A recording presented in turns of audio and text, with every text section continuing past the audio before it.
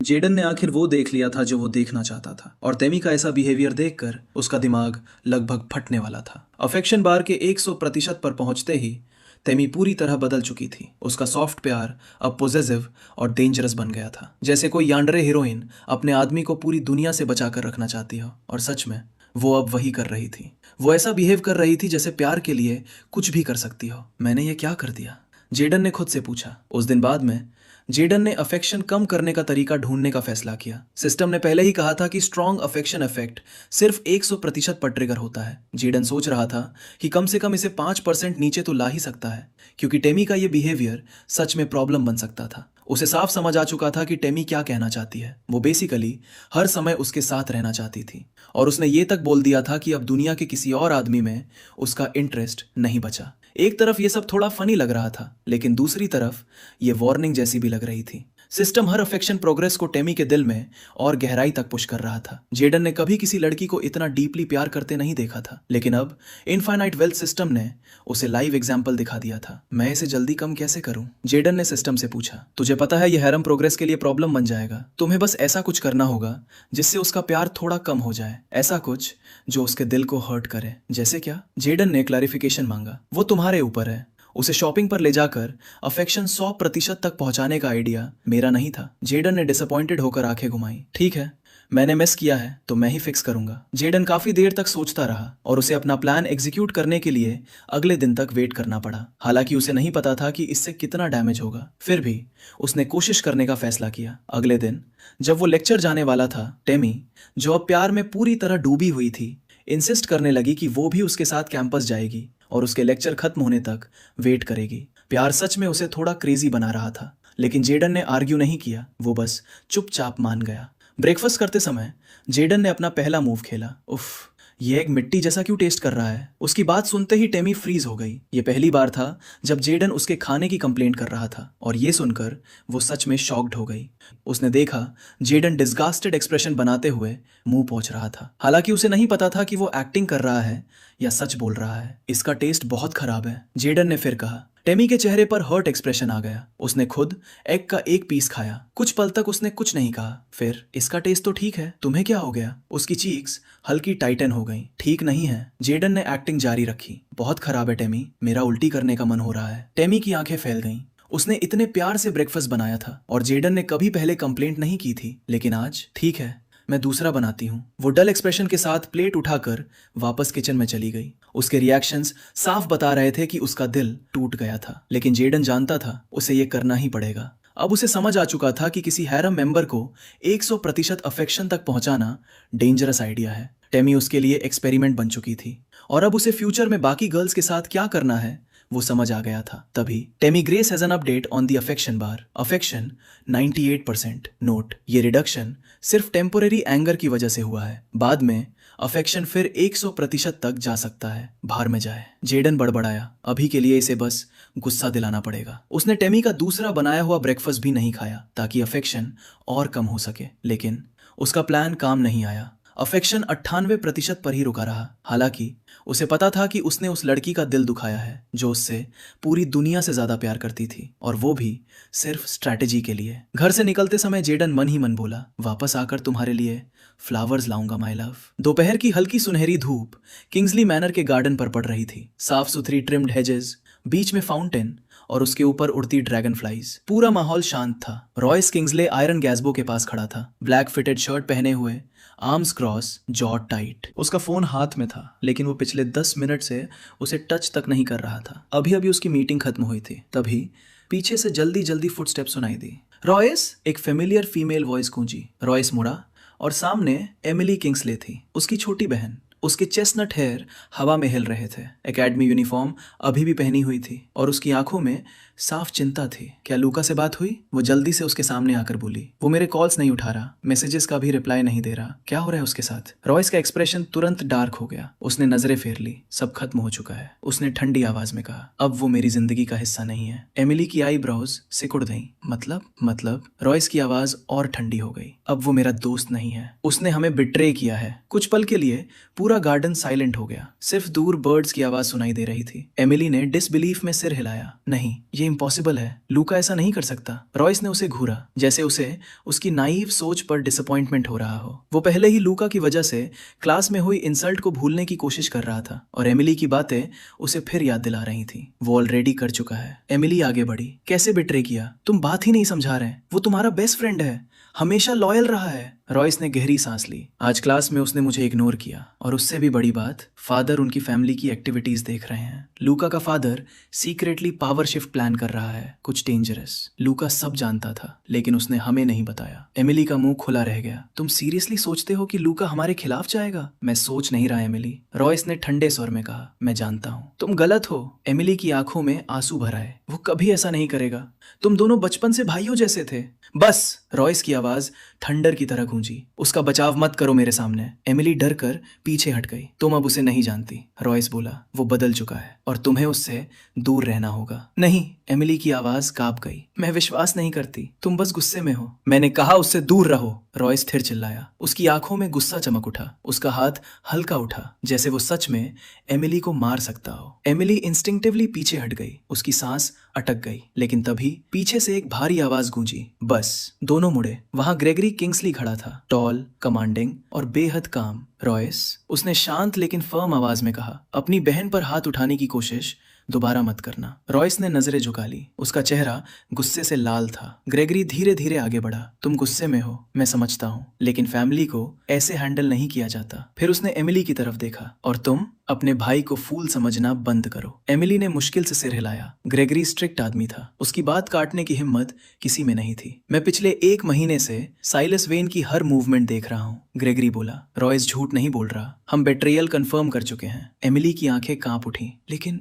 लूका, उसने side choose कर ली, Gregory ने बीच में ही कहा, और वो हमारी साइड नहीं थे। ये शब्द हवा में धुएं की तरह भारी हो गए। एमिली की आंखों से आंसू बहने लगे, लेकिन ग्रेगरी को जैसे फर्क ही नहीं पड़ा। ओबीडियंट बनो, उसने उसके शोल्डर पर हाथ रखते हुए कहा। तुम्हारा भाई अब सिर्फ तुम्हारा भाई नहीं है, वो इस फैमिली का एयर भी है। एमिली कुछ नहीं बोल पाई। ग्रेगरी ने यही समझा कि उसने बात मान ली। फिर वो रॉयस की तरफ मुड़ा। चलो, हमें अंदर और बातें करनी है। रॉयस जाने से पहले एमिली को आखिरी बार देखता है। उसकी आंखों में गुस्सा था, लेकिन कहीं ना कहीं दर्द भी। दोनों अंदर चले गए और एमिली वहीं खड़ी रोती रही। वो लूका से बहुत प्यार करती थी। 1 साल से ज्यादा से दोनों साथ थे। वो ये सब होने नहीं दे सकती थी। एमिली तुरंत अपने कमरे में गई। उसने जल्दी से कपड़े बदले, अपना बैग उठाया और बाहर निकल गई। कुछ ही देर बाद उसकी बुगाटी सेंटो दिएची मैंशन से तेजी से बाहर निकली। उसकी आंखों में आंसू थे, लेकिन डिटर्मिनेशन भी। 2 दिनों तक दुनिया से गायब रहने के बाद आखिरकार सोफिया घर लौट आई। सिल्वरहॉर्न लाउंज में जो कुछ हुआ था,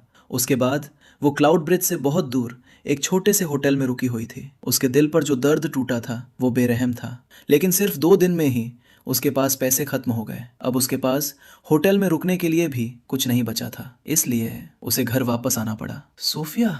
जैसे ही सोफिया लड़खड़ाते कदमों से दरवाजे तक पहुंची, लिन्ना तुरंत उसकी ओर भागी। सोफिया, क्या हुआ? मैं लगातार तुम्हें कॉल कर रही थी, लेकिन तुम्हारा फोन बंद था। मैंने मिया को भी कॉल किया, लेकिन वो भी फोन नहीं उठा रही थी, लिंदा ने घबरा कर कहा।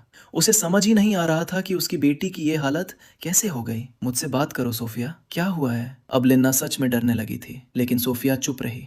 उसका चेहरा इतना पीला था जैसे उसके शरीर से सारा खून निकल चुका हो, कमजोर, टूटी हुई। जब उसने देखा कि सोफिया कुछ नहीं बोल रही, तो वो उसे सहारा देकर अंदर ले गई। अंदर आते ही सोफिया सीधे कोच पर गिर पड़ी और सो गई। कुछ गड़बड़ है। अब लिन्ना का डर और बढ़ चुका था। उसके दिमाग में तरह तरह की बातें चलने लगी। वो बेचैनी से सोफिया के जागने का इंतजार करने लगी। 3 घंटे बाद सोफिया की आंख खुली। जैसे ही उसने आंखें खोली, लिन्ना तुरंत उसके पास आ गई। हे प्रिंसेस, उसने धीरे से कहा। क्या हुआ? तुम्हारा मूड इतना खराब क्यों है? उसने सोफिया के बालों पर हाथ फेरते हुए पूछा। रॉयस कहाँ है? वो तुम्हारे साथ क्यों नहीं आया? और मिया भी फोन नहीं उठा रही? मॉम, सोफिया ने अचानक उसे बीच में रोक दिया। लिन्ना का दिल धड़क उठा। क्या हुआ प्रिंसेस? सोफिया की आवाज टूटने लगी। रॉयस और मिया, उन्होंने मुझे धोखा दिया। ये कहते ही वो फूट फूट कर रोने लगी। लिन्ना का चेहरा एकदम सख्त हो गया। क्या मतलब? मैंने उन्हें, सोफिया बार बार बोलने की कोशिश कर रही थी, लेकिन रोने की वजह से शब्द साफ नहीं निकल रहे थे। कम ऑन सोफिया, साफ साफ बोलो। आखिरकार सोफिया ने कांपती आवाज में कहा। मैंने रॉयस और मिया को किस करते हुए पकड़ लिया। उसने मुझे चीट किया। उन्होंने मुझे सबके सामने इंसल्ट भी किया, और रॉयस ने कहा कि अब उसे मुझ में कोई इंटरेस्ट नहीं है। लिन्ना जम गई। उसके हाथ ढीले पड़ गए। ओह माय गॉड, हम बर्बाद हो गए। वो अचानक खड़ी हो गई और घबराकर अपनी उंगलियां काटने लगी। हम खत्म हो गए। लेकिन सोफिया अभी भी रो रही थी। मिया, वो मेरी बेस्ट फ्रेंड थी, उसने भी मुझे धोखा दिया। लेकिन लिन्ना अब उसकी बातों पर ध्यान ही नहीं दे पा रही थी। उसके दिमाग में सिर्फ एक चीज घूम रही थी, हमारी पूरी प्लानिंग खत्म हो गई, सब कुछ बर्बाद हो गया। उन्हें रॉयस से पैसे निकलवाने थे। असल में सोफिया को रॉयस से सच्चा प्यार नहीं था, ये पूरा प्लान लिन्ना का था। उसी ने सोफिया को जेडन छोड़ने के लिए कहा था और अब सिर्फ 2 हफ्तों में रॉयस ने भी सोफिया को छोड़ दिया।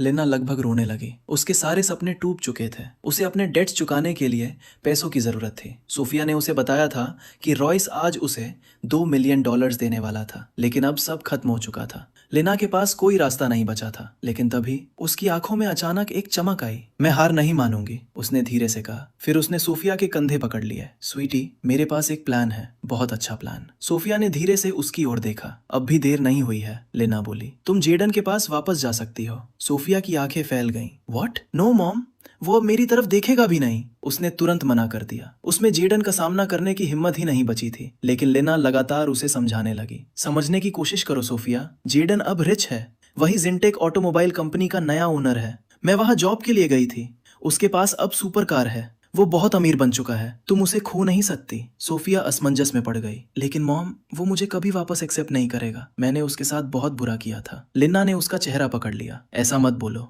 ट्राई किए बिना हार मत मानो। जेडन के पास अब कोई फैमिली नहीं बची। अगर तुम उसे फिर से इंप्रेस कर सको तो वो तुम्हें जरूर वापस अपना लेगा। तुम कर सकती हो सोफिया। सोफिया चुप हो गई। उसे पता था कि ये लगभग इम्पॉसिबल था, लेकिन उसके पास अब कोई और रास्ता भी नहीं बचा था। ये सब सिर्फ एक अच्छी फ्यूचर सिक्योर करने के लिए था। और लिन्ना हमेशा उससे एक बात कहती थी, अगर सक्सेसफुल वुमन बनना है तो पहले गोल्ड डिगर बनना सीखो। बाद में लिन्ना अपनी टूटी हुई बेटी के लिए खाना बनाने किचन में चली गई। वो चाहती थी कि सोफिया दोबारा खड़ी हो सके। हालांकि उनका पहला प्लान फेल हो गया था, लेकिन वे हार मानने वाले नहीं थे। तभी लिन्ना के फोन पर एक मैसेज आया। उसने गहरी सांस ली। उसे पहले से पता था ये किसका मैसेज होगा, लोन बैंक का वार्निंग मैसेज। उसने फोन उठाकर मैसेज पढ़ा। Vintage micro finance bank. Hello Mrs Lina Hartley, आपके $9 लाख लोन के लिए ये अंतिम वार्निंग है। 3 दिनों के अंदर पेमेंट कीजिए, वरना अरेस्ट तक की कार्रवाई हो सकती है। लिन्ना ने गुस्से में फोन को एक तरफ फेंक दिया। उसने दांत भींच लिए। अब उसे हर हाल में कुछ करना ही था। जेडन को कैंपस जाते समय कमेलिया का कॉल आया। पिछली कॉल में जो कुछ हुआ था उसे लेकर वो अब तक बात साफ नहीं कर पाया था और उसे पता था कि अब ये करना पड़ेगा।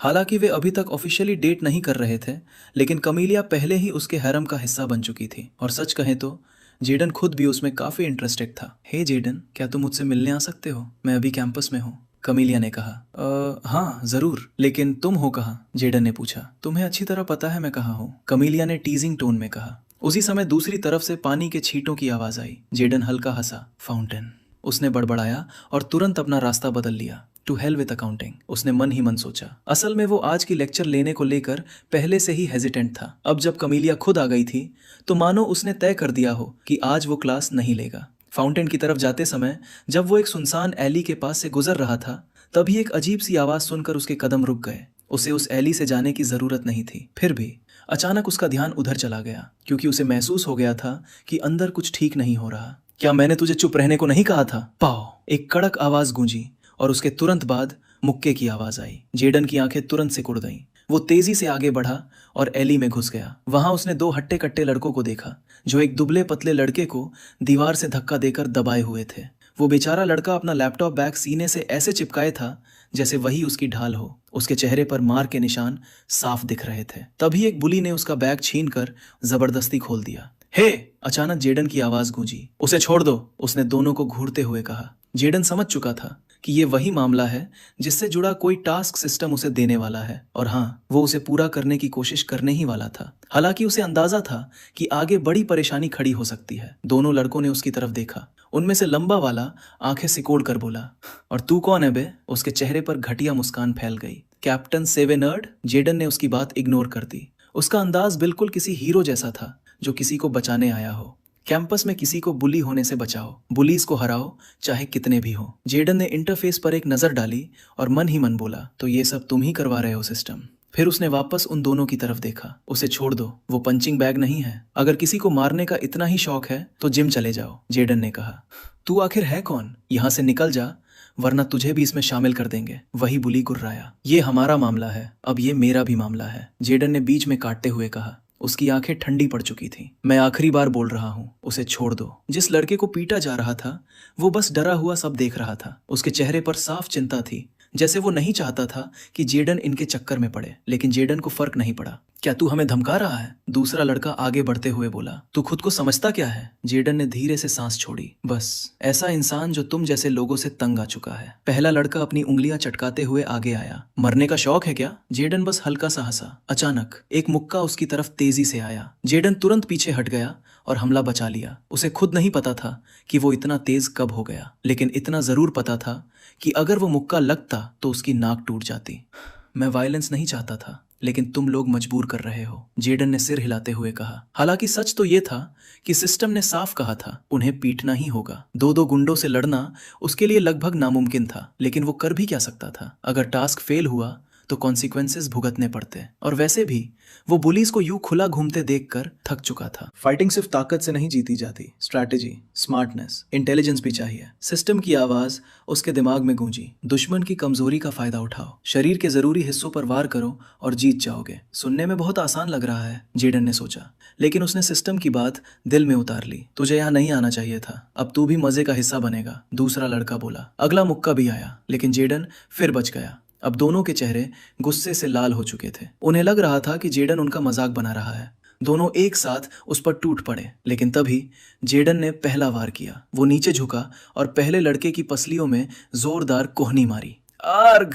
वो दर्द से चिल्लाया और घुटनों पर गिर पड़ा। दूसरा लड़का गुस्से में लगातार मुक्के चलाने लगा, लेकिन जेडन उसकी रेंज के अंदर घुस गया। उसका हाथ मोड़कर पीछे किया और उसे पूरी ताकत से दीवार पर दे मारा। ये ताकत नहीं थी, ये समझदारी थी। पहला लड़का फिर उठ खड़ा हुआ और गुस्से में जेडन की तरफ दौड़ा, लेकिन जैसे ही उसने फिर मुक्का चलाया, जेडन पहले ही उसकी टांगों पर वार कर चुका था। उसके घुटने के पीछे हमला पड़ते ही वो दर्द से जमीन पर गिर पड़ा। जेडन ने गहरी सांस ली और सीधा खड़ा हो गया। तब तक आसपास स्टूडेंट्स इकट्ठा होने लगे थे। छोटी सी भीड़ बन गई थी। सब फोन निकालकर वीडियो बना रहे थे। अगले ही पल दोनों बुलीज भीड़ देखकर भाग खड़े हुए। भाई, उसने दोनों को अकेले हरा दिया। ये कौन है? अरे ये वही लड़का है ना, जेंटेक वाला, जेडन कोल, वही जो 2 हफ्ते पहले डिलीवरी बॉय था। जेडन ने सबकी बातें सुनी और हल्का मुस्कुरा दिया। उसी समय सिस्टम का नोटिफिकेशन आया। Task number 010 completed. आपको $5 मिलियन प्राप्त हुए हैं, प्लस 10 कॉम्बैट एट्रीब्यूट्स प्राप्त हुए। उसने फिलहाल मैसेज इग्नोर कर दिया और उस दुबले लड़के की तरफ मुड़ा।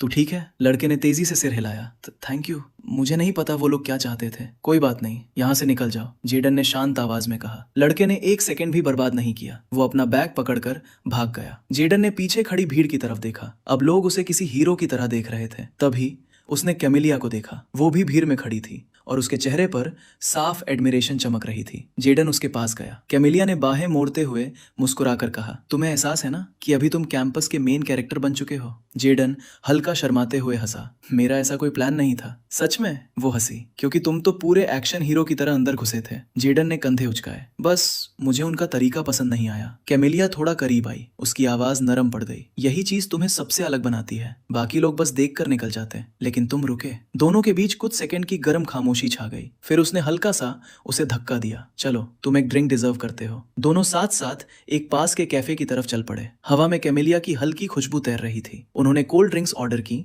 और एक शेडेड टेबल पर आमने सामने बैठ गए। वे दोनों एक दूसरे को ऐसे देख रहे थे जैसे पहले से मैरिड कपल हो। कुछ देर बाद कैमिलिया बोली, तुम बदल गए हो। जेडन ने भौहें सिकोड़कर पूछा। अच्छे तरीके से? सबसे अच्छे तरीके से, कैमिलिया मुस्कुराई। जेडन बस हल्का मुस्कुराया और ड्रिंक का घूंट लिया। लेकिन तभी, वैसे तुमने अभी तक अपनी बेब के बारे में नहीं बताया, कैमिलिया ने अचानक कहा। और उसी पल जेडन लगभग अपनी ड्रिंक में खांस पड़ा।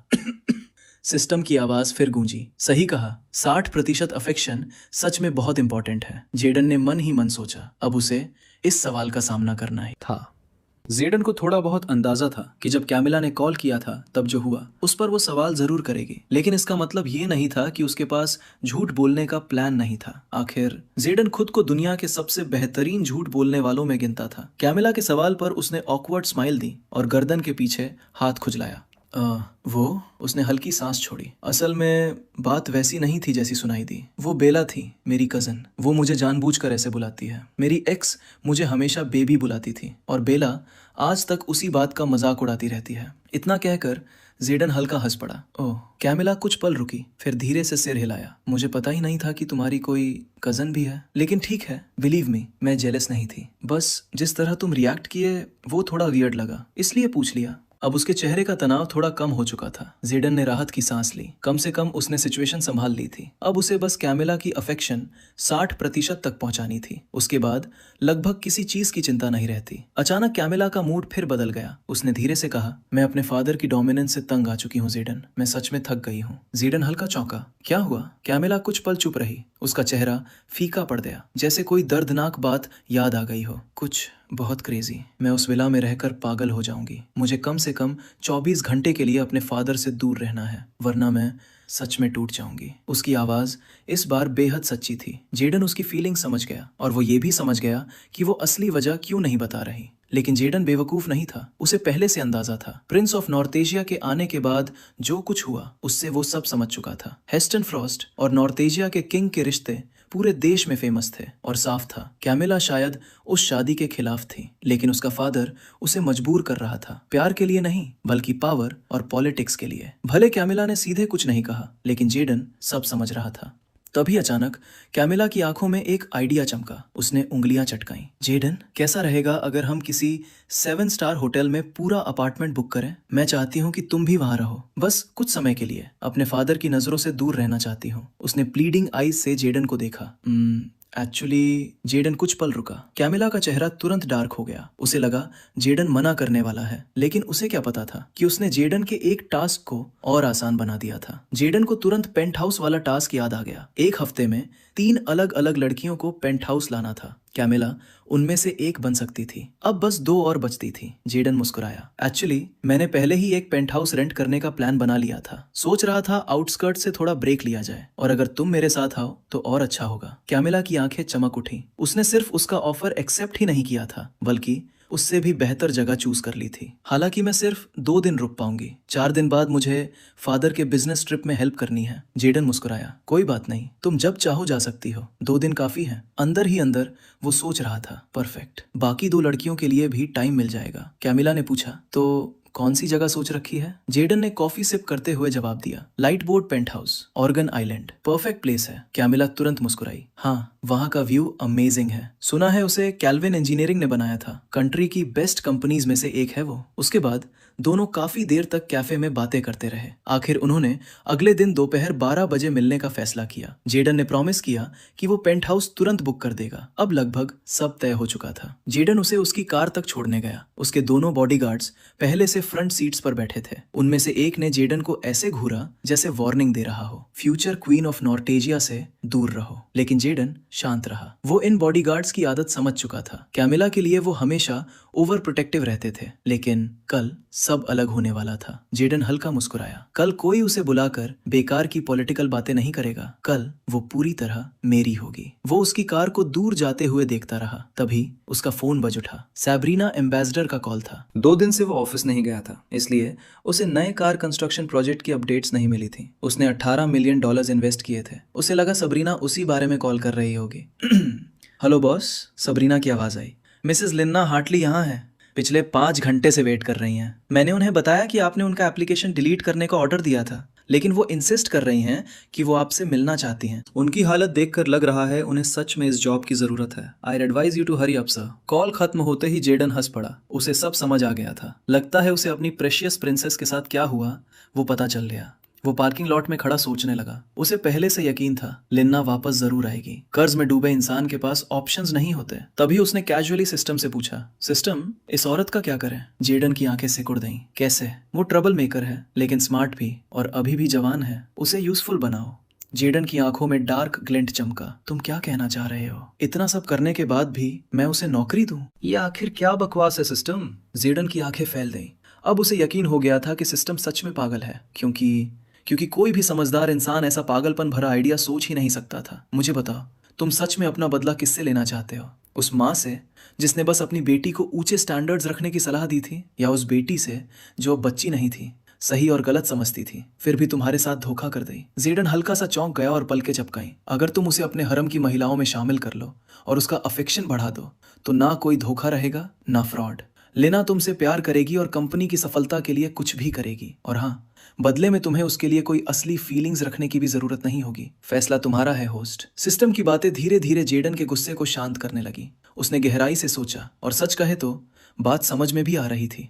वो अपनी ही बेटी के खिलाफ उसकी माँ को कर सकता था, और ये तय था कि अगर सोफिया को कभी पता चला कि उसकी माँ का जेडन के साथ अफेयर है तो वो पागल हो जाएगी। और सबसे बड़ी बात, वो अफेक्शन बार का इस्तेमाल करके लेना के एटीट्यूड और एक्शंस तक कंट्रोल कर सकता था। ये ऐसा हथियार था जिसका वो सच में फायदा उठा सकता था, और उसी पल उसने तय कर लिया कि वो इसे आजमाने पर सीरियसली विचार करेगा। कैंपस से निकलने के बाद जेडन सीधा ऑफिस की तरफ गया। लगभग 30 मिनट बाद वो जिनटेक पहुंच गया, जहां 2 सिक्योरिटी गार्ड्स उसके पास आए। Good afternoon boss. Good day boss. Jayden बस हल्का मुस्कुराया और हाथ हिलाया। फिर उनमें से एक गार्ड उसे टॉप फ्लोर तक लेकर गया, जहां उसका ऑफिस था। सैब्रीना पहले से वहां उसका इंतजार कर रही थी। उसके चेहरे पर एक कॉम्प्लिकेटेड एक्सप्रेशन था, लेकिन जेडन समझ गया कि ये सब लेना की वजह से था।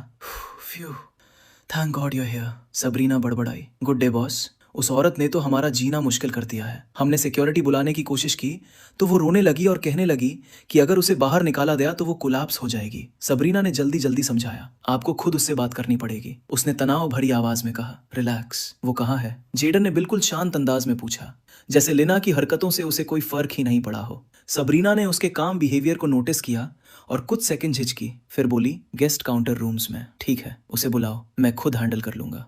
सबरीना लेना को बुलाने चली गई। कुछ ही देर बाद लेना अंदर आई और सबरीना भी उसके पीछे पीछे कमरे में आ गई। जेडन तुरंत समझ गया कि सबरीना उस औरत पर भरोसा नहीं करती और अपने बॉस को प्रोटेक्ट करना चाहती है। अंदर ही अंदर उसने उसकी लॉयल्टी को एक्नॉलेज किया, लेकिन वो सोच रहा था कि सबरीना का रिएक्शन कैसा होगा जब यही औरत जिनटेक ऑटोमोबाइल की सबसे लॉयल वर्कर बन जाएगी। लेना जल्दी से गेस्ट सीट तक पहुंची। उसका चेहरा पीला पड़ चुका था, लेकिन उसकी आंखों में साफ डेस्परेशन थी। वो माफी मांगना चाहती थी, गिड़गिड़ाना चाहती थी। प्लीज जेडन, मुझे बहुत बहुत अफसोस है। मैंने कभी नहीं सोचा था कि सब कुछ यहाँ तक पहुंच जाएगा, लेकिन मैं चाहती हूँ कि तुम मुझे और मेरी बेटी सोफिया को माफ कर दो। हमने बहुत बड़ी गलतियां की हैं, लेकिन हमने उनसे सीख लिया है।